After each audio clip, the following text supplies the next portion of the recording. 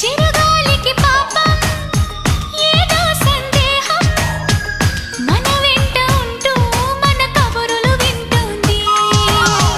ఏంటో ఈ కాలం నిలబడదే నిమిషం, నే వెళ్ళి రానా అని పరుగులు తీస్తోంది.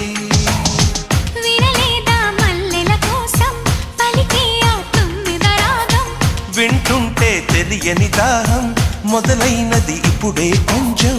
అదే సుమా నీకు నాకు వేసిన తీయని బంధం, ఆ కథలే మరిచిపోనులే. ఊరించే జ్ఞాపకాలులే.